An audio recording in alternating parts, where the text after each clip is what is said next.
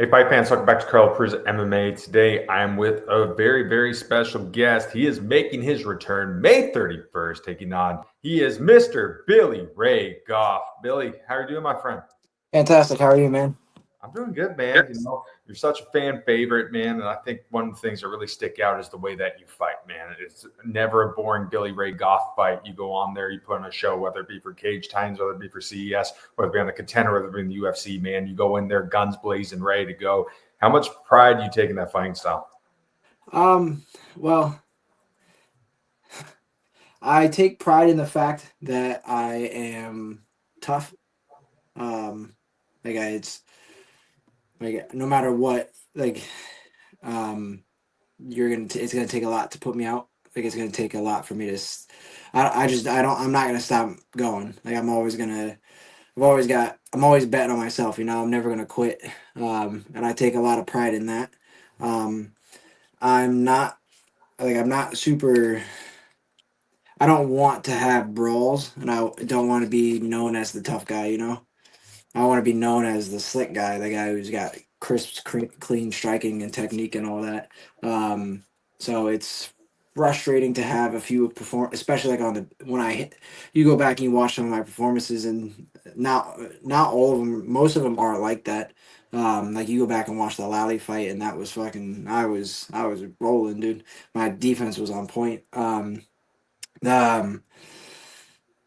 but when I got to the big stage, most of my performances have been in what I would say is not a great day in the office. Like it all turns out well at the end. Um, the but it's like that's not me at my best in my opinion. You're from that New England area where so many great fighters, on the regional scene there. I mean, it's crazy. You guys got CES, you guys got Cage Titans. What is it about that area that just breeds MMA?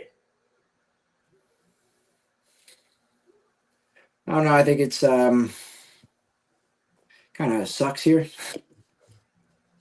Um, the it's you got to be. I think it's I think that's the most of it is and the other thing too is there's not depending on where you are, there's not as many guys um to work with. Like there's not huge gyms. There's a few here and there.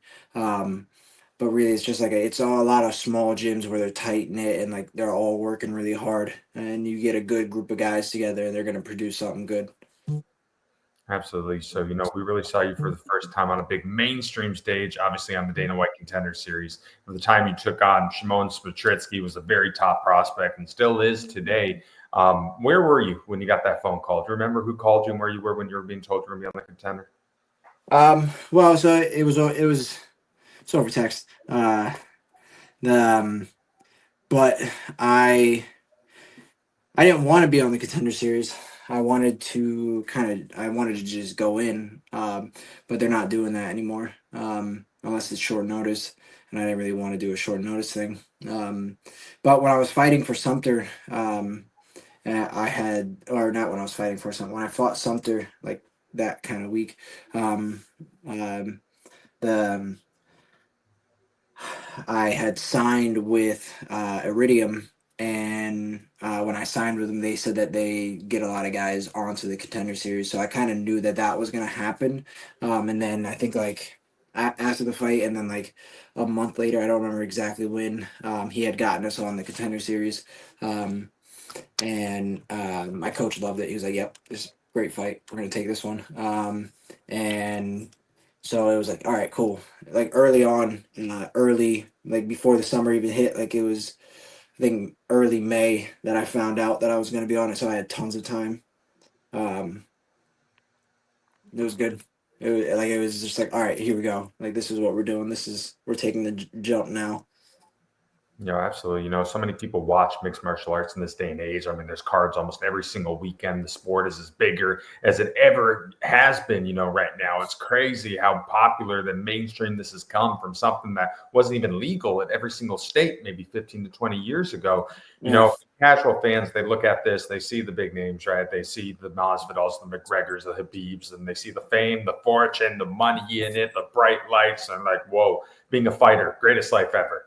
Little do they know, man. Battling on the regional scene, you're not making millions of dollars there. A lot of guys have to have that 9 to 5 job. Some have a kid, some have a wife. You don't get to see your family much. You miss birthdays, weddings, Thanksgivings, dinners. You have to pay to train, and you wake up early, stay up late, just maybe with the chance to be as lucky as you are to fight in one of the premier organizations of the sport. You've been doing this for a very long time. You experience the highs, you experience the lows.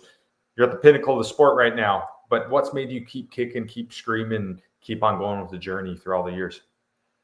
I mean, I put all my eggs in one basket, man. Like I used to, I'm unemployed now. I coach and I own my own business, but it's seasonal, so basically unemployed for most of the year. But like I work out 3 times a week, 3 times a day, most days. Um, if not two. Like this is my life. This is everything I do. So it's hard to not be all in when it's all you do. Um, which it's a privilege to be able to do that. I did have a 9 to 5 job. It was a desk job, so it actually made it really easy to be able to sit at a desk and then go to work, um, or then go train and whatnot. Um, but for like I didn't start making money until I didn't make any decent money. I made decent money selling tickets at certain fights, like certain venues. I'd be able to sell a lot of tickets, like at Mohegan. I was able to make a few grand off of that, which is nice. But like if I go to the hospital, there's a hospital bill there goes all my money. Like my second or no, my fourth pro fight I lost. I won two, um, and then I fought for Bellator on the second pro fight, so I made some decent money there. Not a whole lot. I only made 5 grand, but it's compared to what I was making and the one before that I made $400. And then the next one I made $400 and had to go to the hospital. The and I lost, so like it was just a shit night. But I sold tickets, so I made some money. And then the next one, it was up at Cage Titans, and I got cut, so I had to go get stitches. So that I made $200. Didn't sell. I never sell any tickets because it's so far away. Um, and I had like a $2,000 hospital bill. So like my fourth fight as a pro, I'm making I'm paying to like get cut and whatnot. So there's certainly there's a lot of glamour to it when I hit where I'm at now, and a lot of people see that, but they don't see the years of n- like just grudging through it and just um, all the shit that's the iceberg. Everybody sees the tip of the iceberg and it's like, all right, that looks really nice, but then you see all the stuff you can't see the stuff underneath. You're fortunate enough to win multiple professional titles so far, at two very reputable organizations, obviously Cage Titans and CES. Accomplishments like that, did that really reinforce to you that, you're going to belong, at the time you will belong in the biggest show on earth, the UFC?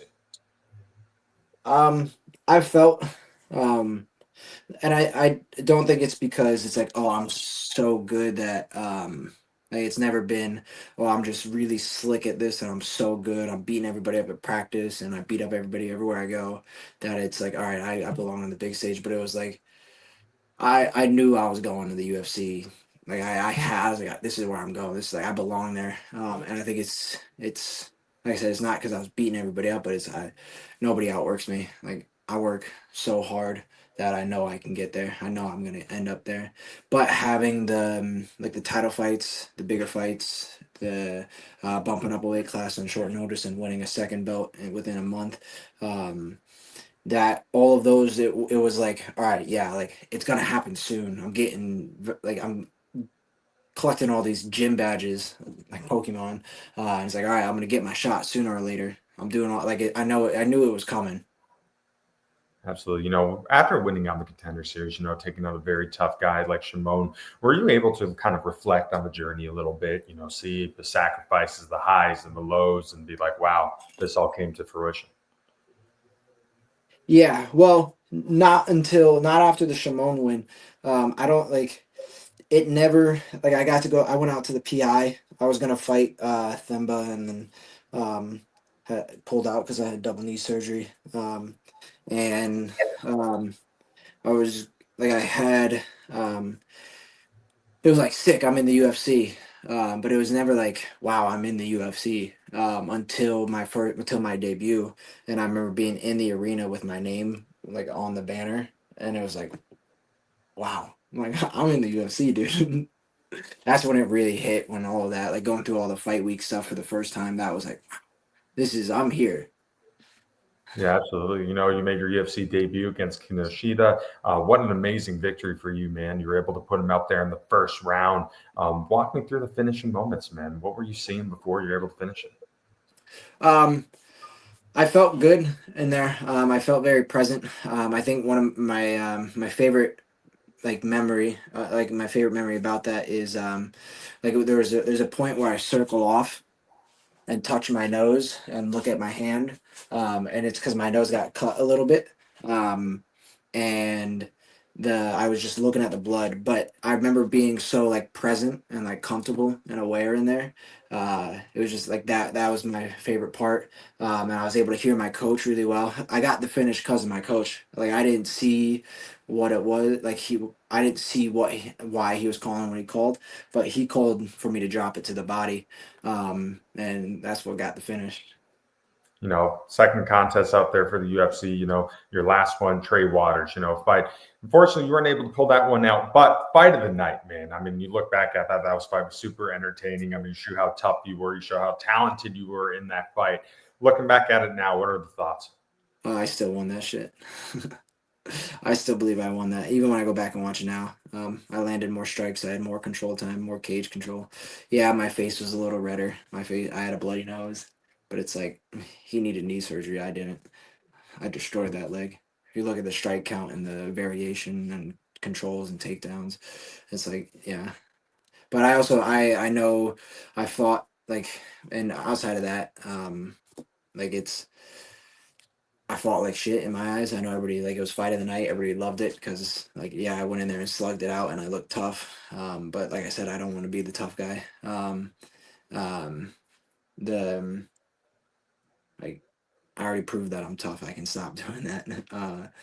The like I was like my grappling was sloppy, jumping on the back and not taking control. When I got him down up against the cage and just letting him scrape away from me, and like I was just sitting on my heels while he did it, and I wasn't like driving forward. Um, I was rushing the whole time. To me that was a horrible night in the office. I felt like shit. I fought like shit, and the worst like the thing is too is like um, yeah I still won the fight in my eyes. But the even on like what that fight did for me was like I had worked with this I was working with a sports psychologist with the UFC since before the first one, and I thought it was like yeah I got all this shit figured out now like I thought had it all like down packed, um, and but I just like I didn't want to be there for that second fight. I just wasn't having fun before the fight, like fight week. I was all stressed out and not having fun. And if you're not and like if you don't feel good, you're not having fun, you don't want to be there, you still gotta stick to the game plan. You still gotta listen to your corner, still gotta be present and fight smart. Like that's what makes a world champion. A world champion doesn't perform like you're not always gonna have a good day, but you gotta perform on a bad day too. So for me, that's like, all right, well, I got some shit to fix if I want to be a world champion. Do you feel like fighting is more mental than it is physical? Yeah, yes. I it's almost 50-50. Like my knee-jerk reaction is to say no, it's 50-50, but like all of the physical work that you do has a mental aspect to it. So like it's yeah, it's 60-40, 70-30 at least mental. Just because like when you do the cardio, because you got to do a lot of work. Like you don't have to, I guess. There's guys that don't do as much work. I do a lot. I do a shit ton, sometimes too much. Um, and but every time you have to push and give something to that physical aspect, there's a mental choice that you got to make. So there's always the mental. So it's way more mental. The last time you fought was about a year ago now, coming in with a year layoff.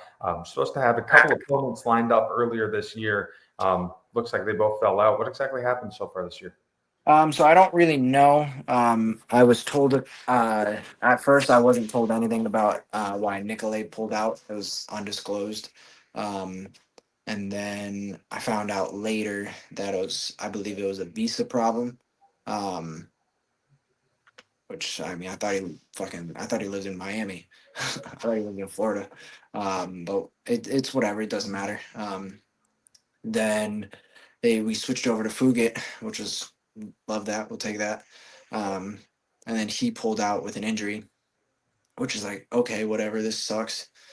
I was bummed. And then I found out the worst part was I found out um, then they offered a third guy. They also offered us Vanderford short notice.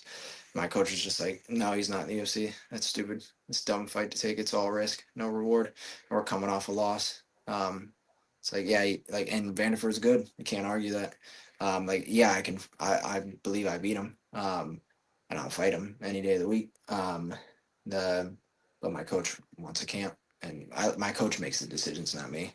Um, the so we said no to that, and then I found out after that that they didn't offer me Nicolay, which was lame because it's like, all right, Nicolay's available because he fought Vanderford. It's like, let me fight him. Give me the priority, not Vanderford.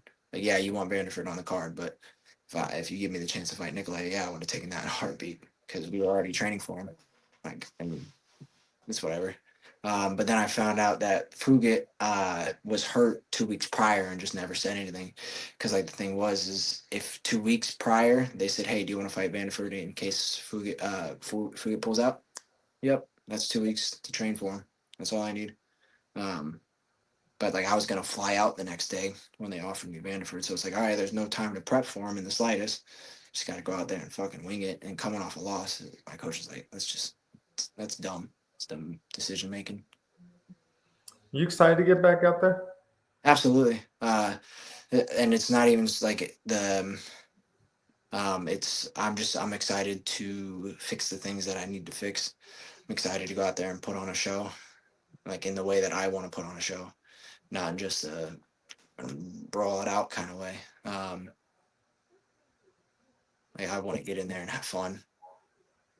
So May 31st, you're taking on Seok Hyun Ko and you return to the octagon. Overall, what do you think of him as an opponent? He's good. I mean, he was a Sambo world champ, so he's got good wrestling. It seems like it's mostly trips and like big doubles.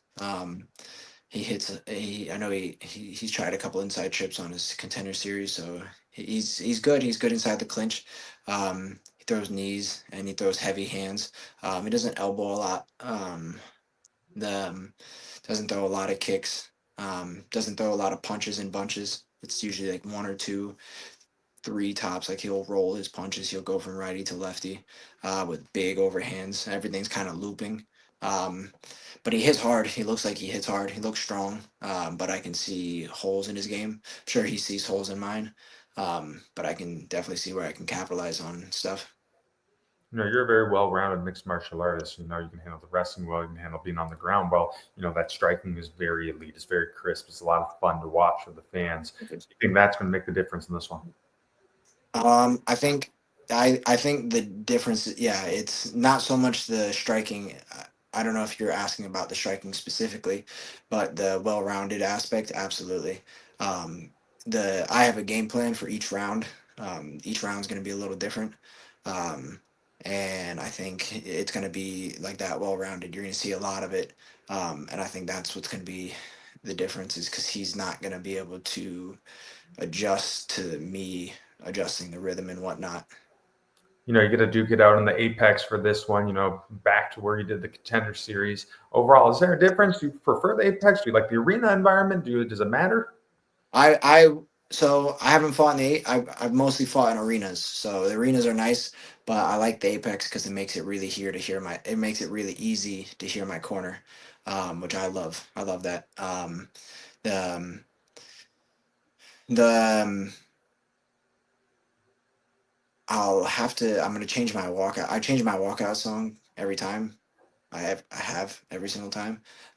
So it's gonna be fun to. They didn't give you there was no walkout song for the Contender Series, but there's one for this one. But it's really short because it's such a small arena.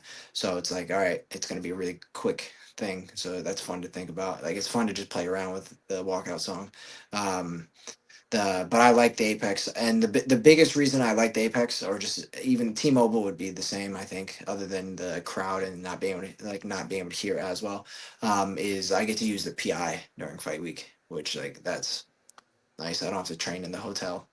I can use the sauna there and whatnot. I can get the massages there and all that jazz. Um, that's what I'm excited about. Like when Fugit fell out, when Nikolai fell out, and we were gonna fight Fugit. I asked if we could fight. He wanted to fight on his card in or in Seattle, but I was like, hey, how about we fight in the Apex a week earlier on the fight card that I was going to fight on? Because I really want to use the Apex. Is it pretty cool? Obviously, when you're fighting the Apex, you're in Vegas. You're in the fight capital of the world. So many of the greatest in the world train. All these champions have been made at T-Mobile Arena and all the other surrounding areas where where the sport really, really took off. It's kind of their home base. Is it cool just to be in that climate and that environment? Yeah, I mean I love, like, I've gone to a fight out there with Jason, um, the and that was awesome. Like just being in, I've like the it's different out there and the training's different. Like being out there for training is awesome. It's a lot of fun to just mix in with those guys. Because there's so many people, it's so dense. Like I said, like New England doesn't have a whole lot of big gyms, but when you go out there, you get a lot of guys, and you run into a lot of high level guys. So it's like I've trained with Marab. Um, I did like I did like 10 rounds with him one day. Um, which is just awesome to be able to see all that, like that high level of experience.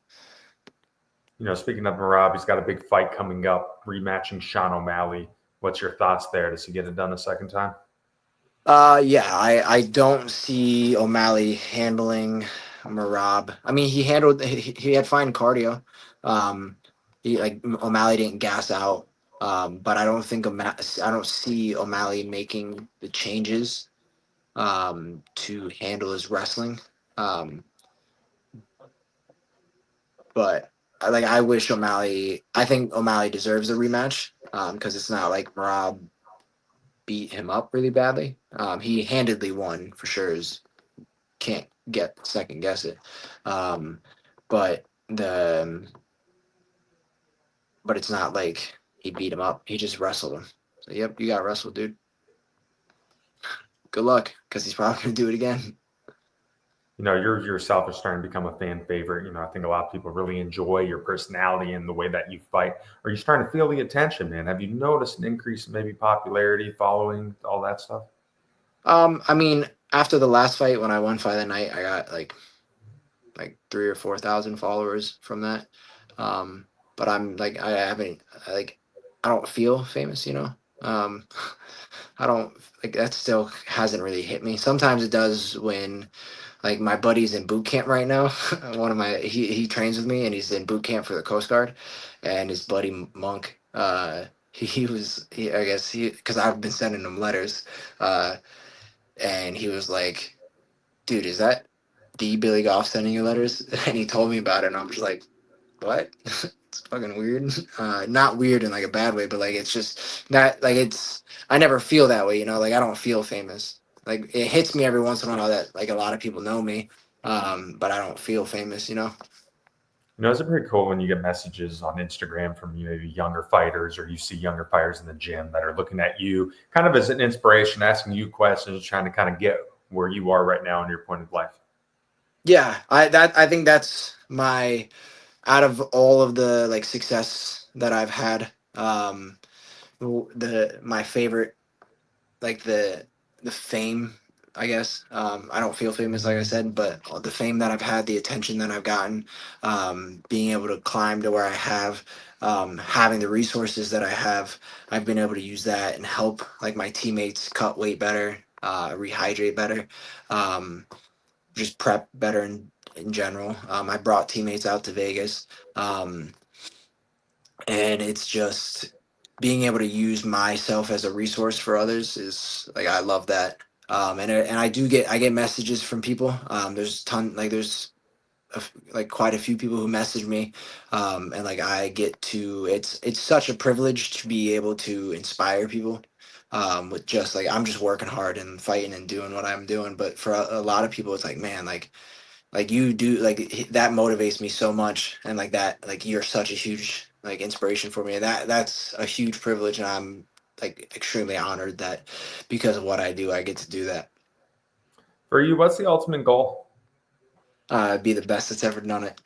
There you go. I, I know it's such a huge, it's people would probably call it arrogant, but I mean, in my eyes, if you're not in it to be the best, then why do it? You're in a unique place right now. You're 1-1 in the UFC. However, you're coming off of, I guess, your first loss, but a fight of the night that a lot of fans are going to remember. I don't think there's any. I know obviously you want to win that fight, but I don't think there's any shame or any loss in that performance. I mean, you went out there and you put on a heck of a show and got rewarded for it. You feel like 2025. There's still about 8 months left here, maybe a couple more contests. Is this really going to be the breakout year? I think so. It depends because I think it all depends on how much traction I get, like how much um, momentum I get from fight to fight, and that comes down to how many fights I get offered.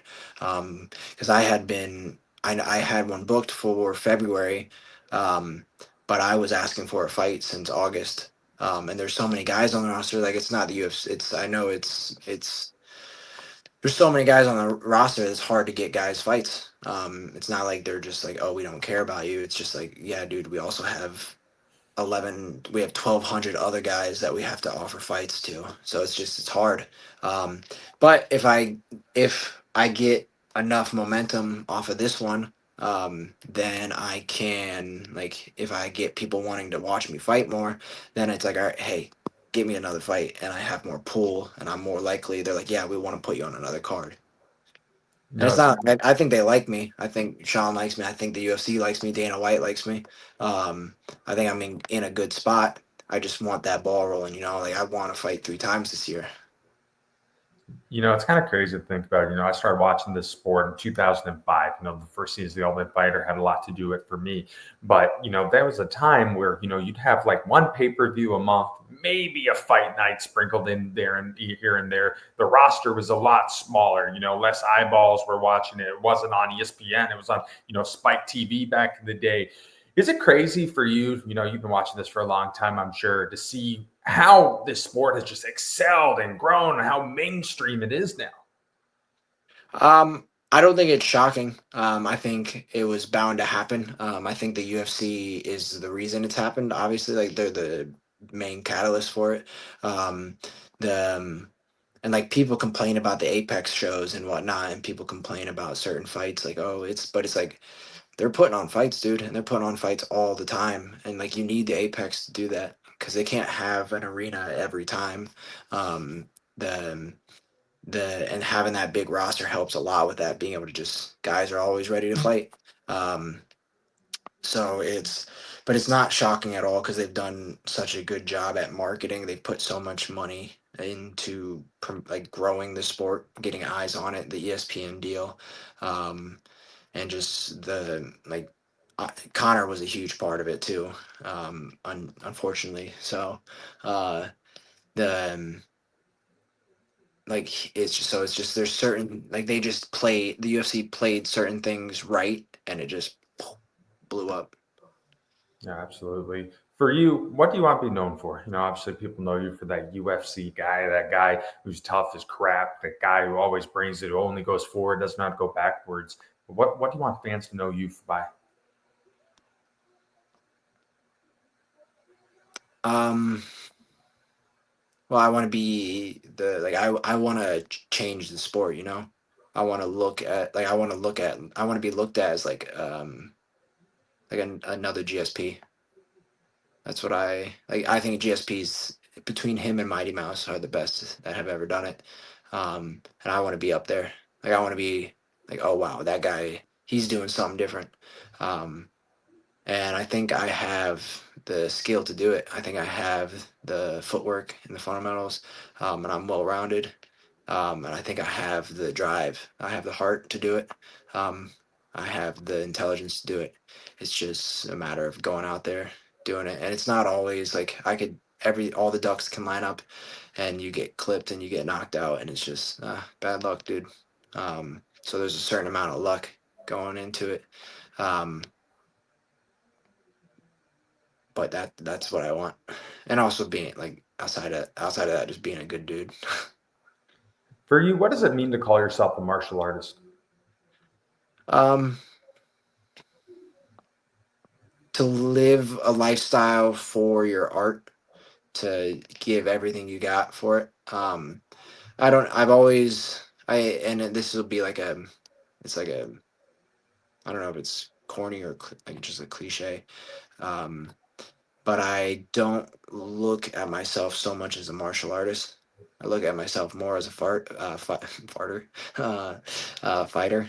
I think there's a difference. Like I am a martial artist, and I put on a show, and I put a lot of passion into this, and I care about the execution and the perfection of it and the beauty of it, and like that's like why I care about the walkout song, like I do, like I care about all the little details, and I think that's what makes me a martial artist. But at the core of it, at the core of who I am as a person, I am a fighter, and that's why I do as well as I do. Because when all that shit goes wrong and it's not perfect and it's not art. The walkout song is wrong. They play the wrong song, or I've had people that sometimes they just haven't played one, or you get dropped in the first round and now it sucks, or you don't feel good, and it's like no matter what, I'm a fucking dog, dude. I'm gonna keep coming, and I'm a fighter. So like I think I'm more of a fighter than I am a martial artist, but I certainly am a martial artist. I feel like most of the fans understand the main principle of what you guys do, right? You guys go to training camp, you get ready for fights, you try to get into the UFC. Once you're in the UFC, you're trying to go up in the ranks, fight for title fights, make more money, all that fun stuff. But I think a lot of people don't realize there's a fight that occurs even outside of the fight. It's the fight to prevent you from clocking in at 9 o'clock in the morning and clocking out at 5 p.m. in the afternoon. It's the fight for financial freedom. It's the fight to not give into societal norms and live a life that someone's telling you to live, but kind of live on your own terms and you dictate what you want to do in life. For you, has that been a big part of this journey? Yeah, I mean, I'm at a point now in my life where I'm able to do that. Like I said, I'm unemployed. The um, but I like being able to give. I've been able to up the level on so many different things because now I have so much more time to give and so much more effort and everything. My sleep is around my practice, my food, my eating, everything's just everything in my life is geared towards fighting. And it's a lot. It's very tiring. It can be very exhausting and painful, and a bit much mentally or emotionally at times. Um, but I can see the results coming. I can see like I'm in phenomenal shape. I feel great.